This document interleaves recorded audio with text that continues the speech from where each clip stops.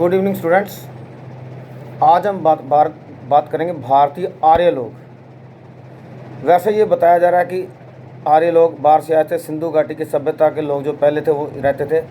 हालांकि अगर देखा जाए थोड़ा विस्तार से मैं आपको ये पढ़ाऊँगा, लेकिन और सिंधु घाटी सभ्यता के लोगों के जीवन शैली और आर्य लोगों के जीवन शैली में कोई ज़्यादा फ़र्क नहीं था, तो थोड़ा सा फ़र्क था। लेकिन और कहते हैं कि अंग्रेज़ों ने यह थ्योरी दी थी कि यहाँ पर कोई भी लोग यहाँ का ओरिजिनल नहीं है, यहाँ के लोग सब बाहर से ही आए हैं। जिस प्रकार हम बाहर से हैं, आप लोग भी बाहर से आए हो। खैर, लेकिन सिलेबस में है तो मैं आपको पढ़ाऊँगा, मेरा कर्तव्य है। तो आर्य लोग, कोई कहता मध्य एशिया से आए, कोई कहता तिब्बत से आए, कोई कहता उत्तरी ध्रुव से आए। अलग अलग विद्वानों के अलग अलग विचार हैं। तो पहले कहते हैं कि आर्य कौन थे। कहते आर्य की जो गिनती है वो संसार के सबसे श्रेष्ठ, सबसे अच्छे जाति में गिनी जाती है, क्योंकि आर्य का मतलब ही होता है श्रेष्ठ। ये जो आर्य लोग थे, ऊंचे लंबे कद काठी थे, गोरा रंग था, सुडौल शरीर था और बहादुर थे। तो कहते हैं ये लोग अपना निवास स्थान छोड़कर संसार के विभिन्न देशों में चले गए और वहाँ पर इन्होंने इन देशों की सभ्यता और संस्कृति को बड़ा प्रभावित किया। कहते हैं आज भी यूरोप में कई लोग हैं जो आर्य अपने आप को कहते हैं। हिटलर के बारे में कहते हैं कि हिटलर कहता था I am ancestor of Aryans. तो आर्यों के मूल स्थान के बारे में जो विचार हैं, एक तो है सप्त सिंधु का सिद्धांत। ये डॉक्टर संपूर्णानंद ने किया कि भाई सप्त सिंधु जो पाकिस्तान बॉर्डर में प्रदेश है, सिंध प्रांत बोलते हैं, सिंधु नदी के आसपास का प्रदेश। तो डॉक्टर संपूर्णानंद जी के मुताबिक आर्य लोग वहीं से ही जाति उनका निर्माण हुआ और फिर वो सारे देश में फैला है। क्योंकि उन्होंने कहा कि जो स्थान जिन पशुओं का उल्लेख वो करते हैं वो सभी के सभी सप्त सिंधु प्रदेश में मिलते हैं। तो इसलिए उन्होंने कहा कि जो आर्य जाति का उत्थान है वो सप्त सिंधु प्रांत से हुआ है। उसके बाद फिर जो महर्षि दयानंद जी थे, हमारे आर्य समाज के निर्माता, उन्होंने अपनी पुस्तक सत्यार्थ प्रकाश में लिखा है कि जो आर्य लोग थे ये तिब्बत के निवासी थे। उन्होंने कहा जिन पशु पक्षियों का उल्लेख वो करते हैं वो तिब्बत में मिलते हैं। तो डॉक्टर संपूर्णानंद ने इसका खंडन किया। उन्होंने कहा अगर शीत अग्नि की पूजा इसलिए करते थे कि वहाँ पर ठंड होती है। तो डॉक्टर संपूर्णानंद जी कहते हैं कि इस प्रकार जो उत्तरी ध्रुव है जहाँ पर टेम्परेचर -70 -80 डिग्री रहता है, तो कोई वहाँ की मेन जाति एस्कीमो, तो एस्कीमो लोग तो अग्नि की पूजा करते नहीं। तो इसलिए उन्होंने इसका खंडन किया है कि जो आर्य लोग थे वो तिब्बत के निवासी थे। फिर बाल गंगाधर तिलक, जब हम भारत की आज़ादी की बात करें तो 3 आते हैं विषय, बाल, पाल, लाल। बाल गंगाधर तिलक, विपिन चंद्र पाल और लाला लाजपत राय। तो बाल से था बाल गंगाधर तिलक, पाल से था विपिन चंद्र पाल और लाल से था लाला लाजपत राय। तो ये तीनों गर्म ख्याली कांग्रेसी थे जो कहते थे कि अंग्रेज़ों का जो शासन है भारत के लिए अभिशाप है, तो हमें अपने पुरानी संस्कृति के मुताबिक ही शासन स्थापित करना चाहिए। सो इसके बारे में मैं आपको बाद में बताऊंगा। तो बाल गंगाधर तिलक जी बोलते हैं कि ये जो उत्तरी ध्रुव है यहाँ के निवासी थे आर्य लोग, और वो पहले कहते इतनी ठंड वहाँ पर नहीं पड़ती थी। तो जब ठंड कोई मौसम में चेंज आया, ठीक है, तो इसलिए वो संसार के अलग अलग देशों में फैल गए। तो जो उत्तरी ध्रुव का एरिया है वो कहते हैं कि वहाँ पर 6 महीने दिन और 6 महीने रात होती है। तो कहते हैं कि जब फिर मौसम वहाँ पर बहुत कठिन हो गया, रहना मुश्किल हो गया, तो उन्होंने वो इलाका छोड़ दिया। फिर जर्मन का विद्वान है पैके, उन्होंने कहा कि आर्य लोग जर्मन के निवासी थे, लेकिन इसको रिकॉग्निशन नहीं मिली।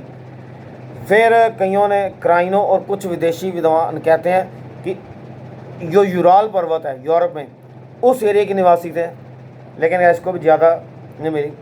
फिर मैक्स मूलर नाम का एक अंग्रेज इतिहासकार हुआ है, वो कहता है अंग्रेज जो आर्य थे वो मध्य एशिया के निवासी थे, जो अरब कंट्रीज़ हैं, यहीं से वो लोग इधर उधर फैले हैं।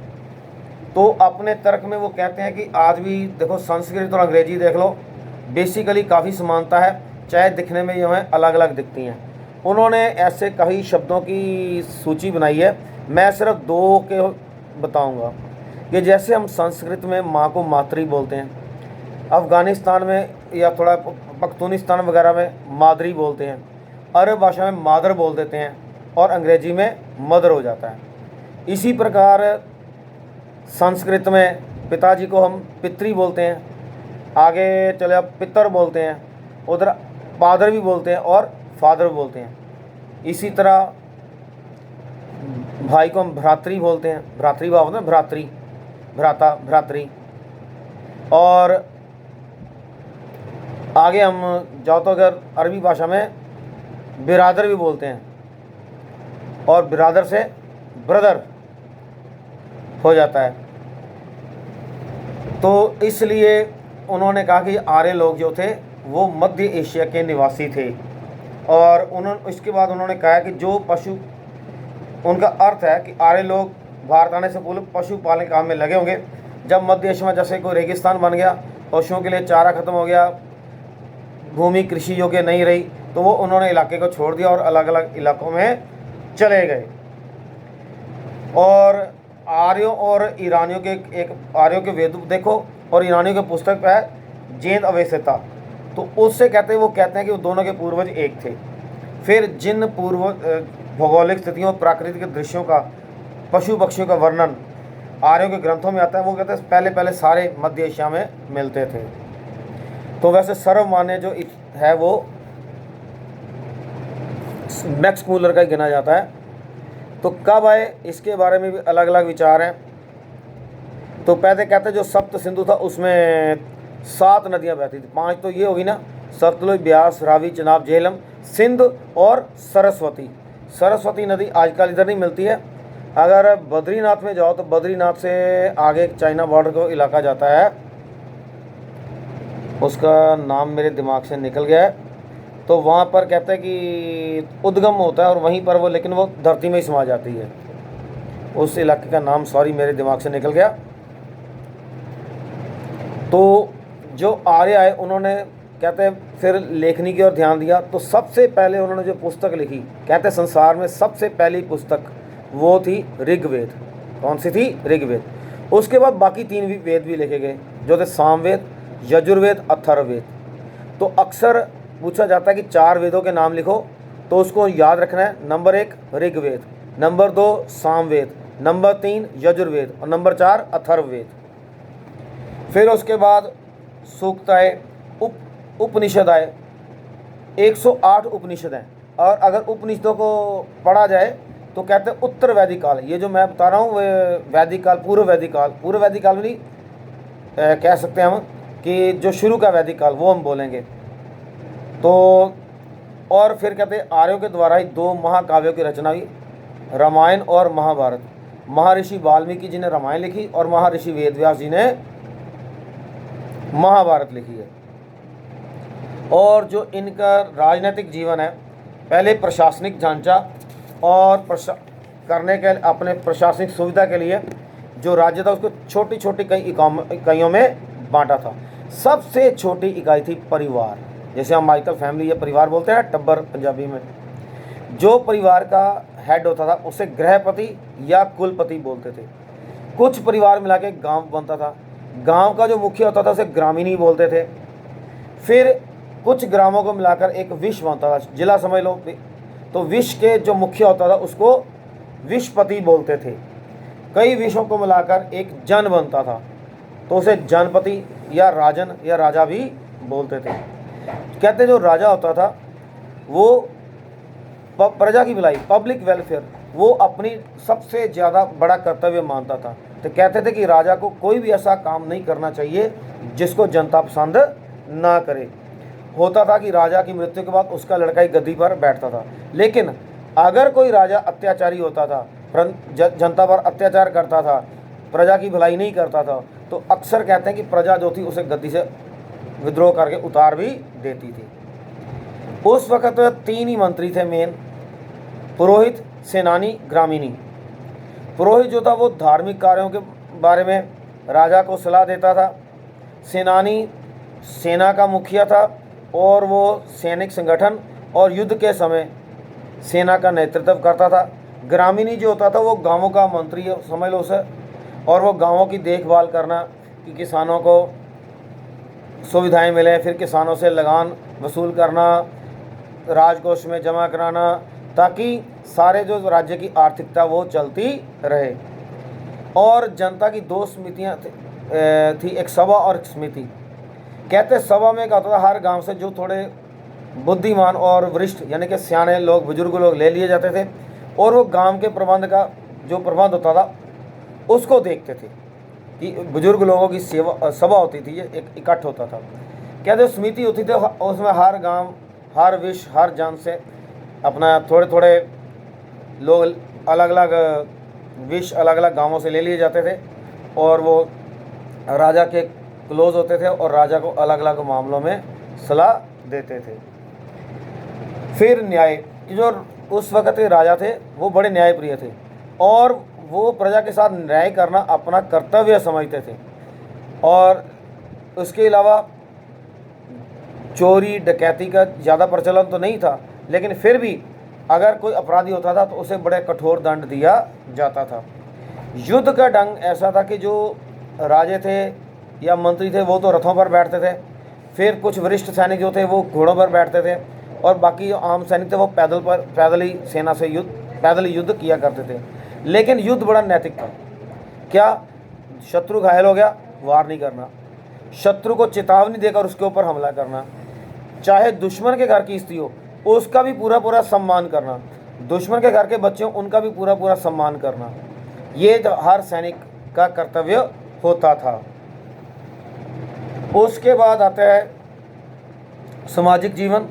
सामाजिक में भी सबसे जो छोटी गई परिवार थी, और परिवार का मुखिया गृहिणी, ठीक है, या कुलपति या गृहपति भी बोलते थे, गृहिणी सॉरी बोल निकल गया, गृहपति या अपना कुलपति, और वो सारे परिवार की देखरेख करता था, और परिवार के लोग उसके आदेश की पालना किया करते थे। स्त्रियों की स्थिति बहुत बढ़िया थी, पुरुषों के बराबर हक थे, वो स्त्रियां शिक्षा भी हासिल करती थीं, ठीक है। और उस वक्त ही 3 मेन स्त्री थे, अपाला, घोषा और विश्ववरा और मृदगालिनी। ये उस वक्त की महान विदुषी मतलब विद्वान स्त्रियां थीं, और ये जो चारों स्त्रियों ने काफ़ी मंत्र लिखे हैं। और महिलाओं के को भी शादी के बारे पूरी स्वतंत्रता था कि वो किस प्रकार के लड़के से शादी करेंगे, उनको पूरी आज़ादी थी। अभी देख लीजिए कि जैसे स्वयंवर हुआ करते थे तो राजा राजकुमार बुलाए जा अपने बराबर वाले बंदे बुला लेते थे, जिसको जो लड़की को भा जाता लड़की उसी गले में वरमाला डाल देती थी।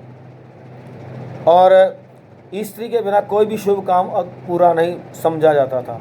कहते हैं जब भगवान राम ने सीता को वनवास भेज दिया, उन्होंने अश्वमेघ यज्ञ करना था, तो कहते हैं उन्हें सोने जितना सीता माता जी का भार था उतनी भार की स्त्री जो थी, सोने की स्त्री, वो उन्होंने यज्ञ में बिठाई और फिर यज्ञ किया। जाति प्रथा जो थी, वर्ण व्यवस्था कि बेसिकली 4 वर्ण है, ब्राह्मण, क्षत्रिय, वैश्य और शूद्र। लेकिन ये नहीं था कि ब्राह्मण का बेटा ब्राह्मण ही होगा। कर्म के आधार पर कि जो व्यक्ति धार्मिक कार्य करता है, ठीक है, वो ब्राह्मण, जो व्यक्ति समाज और देश की सुरक्षा का काम करता है क्षत्रिय, जो व्यक्ति व्यापार करता था उसे वैश्य, और जो व्यक्ति बेचारा कमज़ोर था, नहीं कुछ कर सकता, उसे शूद्र बोला जाता था। तो असल में था कि जो ब्राह्मण थे उनका काम था कि लोगों में शिक्षा का प्रचार करना, समाज में शिक्षा को फैलाना। लेकिन उनके लिए ये भी था कि आप भीख मांग के खाएंगे, क्योंकि अगर आप किसी से मांगने जाएंगे आपको अपनी ईगो को मारना पड़ेगा, नहीं तो आप ज्ञान की वजह से इगोइस्टिक अहमवादी हो सकते हैं। और इनको बोला था आपने सादा भोजन करना है, मांस मदिरा का प्रयोग नहीं करना। फिर क्षत्रिय थे, उनको बोला गया आपने अपना शरीर को पूरी तरह बलिष्ठ बनाना है, आपने मांस खाना है, लेकिन ये नहीं दुकान से खरीदा, बल्कि खुद शिकार करो और मांस खाओ।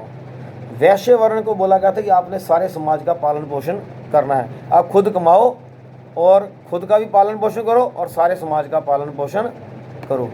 शूद्रों को बोला गया था कि आप तीनों वर्णों की सेवा करो, बदले में आपकी भी सेवा हो जाएगी। उसके और शिक्षा जो थी वो दूर जंगलों में हर ऋषि को के आश्रम होते थे, वहाँ पर दी जाती थी। और घर से दूर रहकर जो एक बालक होता था वो शिक्षा ग्रहण करता था, और जब शिक्षा संपूर्ण हो जाती थी तो वो अपने घर में परिवार में आता था, और जब शिक्षा पूर्ण होती थी किसी न किसी रूप में गुरु जी को कुछ भेंट देता था, जिसे हम गुरु दक्षिणा बोलते हैं। और पोशाक के बारे में यह है कि सूती, ऊनी और रेशमी तीनों प्रकार के कपड़े का प्रचलन था।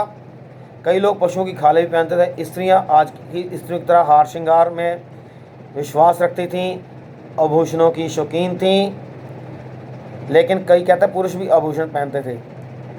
भोजन उनका सादा था। गेहूँ, जौ, चावल, फल, सब्जियां, दूध से बनी वस्तुएं, घी का प्रयोग होता था। कई लोग जो मांसाहारी थे वो भेड़ बकरियों का मांस भी खाते थे, और कई लोग शराब भी पी लेते थे। उस वक्त शराब को सोमरस या सुरा बोलते थे, लेकिन सुरा को अच्छा नहीं समझा जाता था। और जो मनोरंजन के साधन थे, रथों की दौड़, घोड़ों की दौड़, संगीत, नृत्य, गायन, शिकार खेलना, कई लोग जुआ भी खेलते थे। और जब त्यौहार होता था तो आर्य लोग उसमें बढ़ चढ़कर हिस्सा लेते थे। और लेकिन इनका नैतिक स्तर बहुत ऊंचा था। झूठ बोलना, धोखा करना, इसको वो पाप समझते थे, और ऐसे लोगों से वो घृणा करते थे।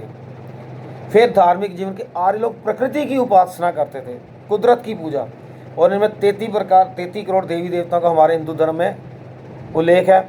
वरुण कहते हैं सबसे बड़ा देवता, लेकिन आजकल कई सुने इंद्र देवता।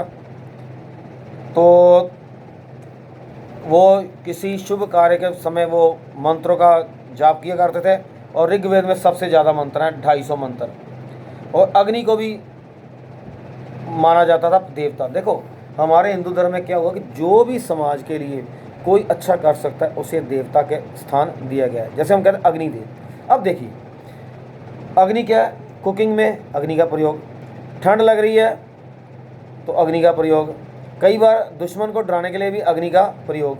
फिर जल देवता, अब जल के बिना हम रह नहीं सकते।